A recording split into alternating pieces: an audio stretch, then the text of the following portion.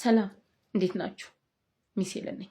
ዛሬም ሌላ ታሪክ ዛሬም በድጋሚ የመጣሁት ከዚህ ቀደም በሰራሁት አንዲት ሴት ህፃን በቅርብ ዘመን ልትደፈር የነበረበትን ታሪክ ከሰራው በኋላ እስቲል በዛ ቪዲዮ ተመሳሳይ ታሪክ ውስጥ ያለፉ ትልልቅ የሆኑ ሰዎች ወላጆች ያገቡ ያላገቡ በጣም በእድሜ ትልልቅ የሆኑ ሰዎች ኢንቦክስ መላካቸውን አላቋረጡ። ስለዚህ አሁን የምለውን ሐሳብ እስከምልና እስከምጨርስ ድረስ ፕሊስ ይህን ቪዲዮ የምታዩ ሁላችሁም ሰዎች ራሳችሁን የ5 ዓመት ልጅ ወይም የ6 ዓመት ወይ የ7 ዓመት ሴት ህፃን አድርጋችሁ እንድትሰሙኝ ይፈልጋሉ። ያኔ እኩል በተመሳሳይ ፔኑን ፊል እናደርጋለን። ለምሳሌ ሁላችሁም የ5 የ6 ወይ የ7 ዓመት ህፃናት ነኝ ብላችሁ አስቡና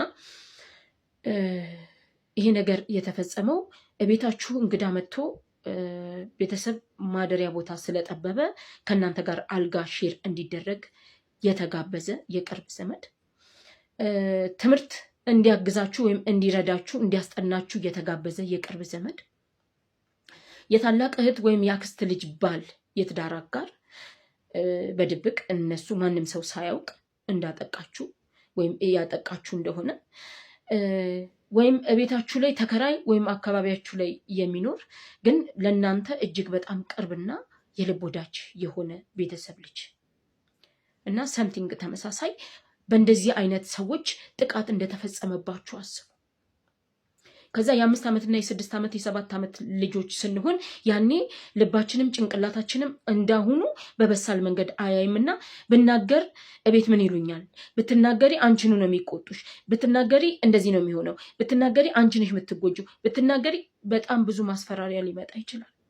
እና ያን ተጽዕኖ እየተደረገባችሁ በህይወታችሁ ላይ ይሄ ጥቃት እየተፈጸመ እንደሆነ አስቡት። እዛ ህመም ውስጥ ነን ሁላችን። የ5 የ6 የ7 ዓመት ልጅ ይሄን እያሳለፍነን ብለን እያሰብን እያለ አሁን ደግሞ ከህፃናት ማይንድ ውጡና ወላጆች ብትሆኑ ለእንደዚህ አይነት ነገር ድጋሚ ይህንን ችግር ላለመጋፈጥ ምን እናድርግላቸው ለልጆቻችን? እኛ ህፃናት ሆነን እነዚህን ነገር አሳለፍን፣ ልጆቻችን እያሳለፉ ነው ብዬ ላለማሟረት ነው ራሳችንን ወደኋላ የመለስኩት። ስለዚህ እንደዚህ አይነት ነገር ቢገጥማቸው ልጆቻችን እንዴት ነው ያንን ነገር መከላከል የሚችሉት? አሁን ላይ ስረዳ ከፍተኛ የሆነ የግንዛቤ እጥረት አለብን። ማህበረሰቡ እንዳጠቃላይ እንደ ማህበረሰብ ከተለያየ ከተማ ከተለያየ አካባቢ ነው ለኔ ይሄ ኢንቦክስ እየመጣልኝ ያለው፣ ይሄ ስልክ እየተደወለልኝ ያለው። ከዚህ ከአዲስ አበባ ብቻ አይደለም። እንደ ማህበረሰብ እንደ ሀገር የግንዛቤ እጥረት አለብን። የግንዛቤ ጋፕ አለ በጣም በከፍተኛ ሁኔታ።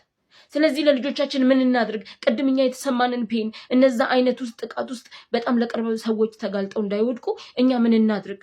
እንንገራቸው። ምንድነው የምንነግራቸው?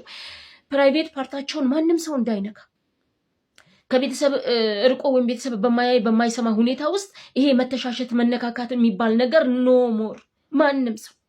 ማንም ሰው ሰውነትሽን እንዳይነካሽ። ከአንቺ ጋር የሚያወራ ሰው ዲስታንስ ሊኖረው ይገባል።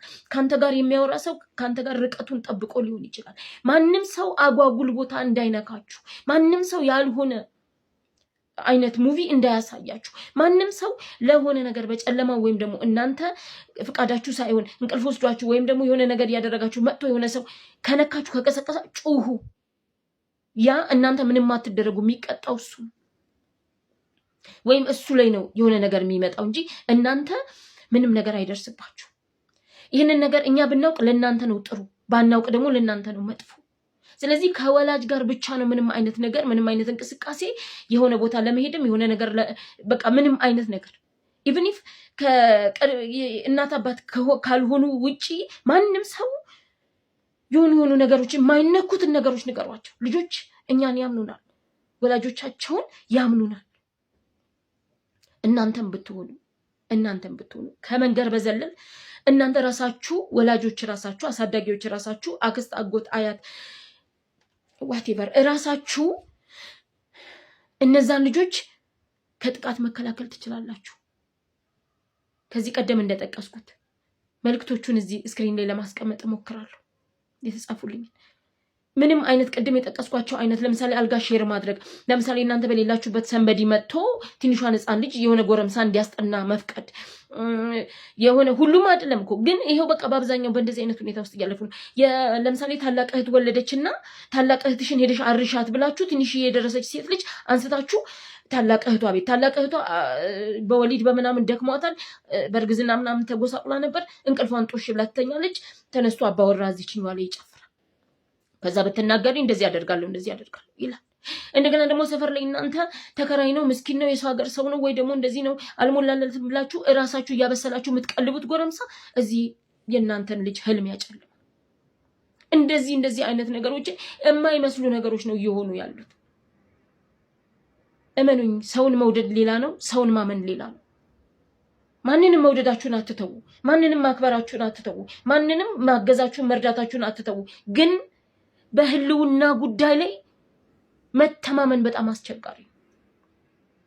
ጊዜው ከፍቷል። ሴትም ወንድም ልጆቻችሁን ደርሰው በጭንቅላት በስለው በጉልበት አድገው ራሳቸውም ለራሳቸው መከላከል እስከሚችሉ ድረስ እኛ እስከሞት ድረስ እነሱን የመጠበቅ ኃላፊነት አለብን።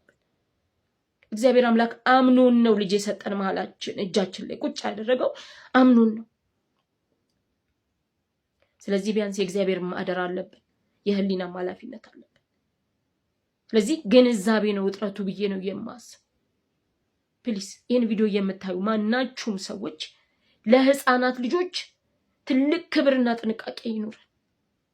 በቃ ትልቅ ወልደናል አልወለደም አውቀዋለሁ አናውቀውም አትበሉ። በቃ ይህንን ሀገር የሚረከቡልን ልጆች ነገ እነዚህ ዛሬ ህፃን የሆኑ ልጆች ናቸው። እንደው በቃ በምንም አይነት መንገድ ቢሆን ልጆቻችንን ከጥቃት ልንከላከል ሁላችንም የሰብአዊነት ግዴታ አለብን። አመሰግናለሁ።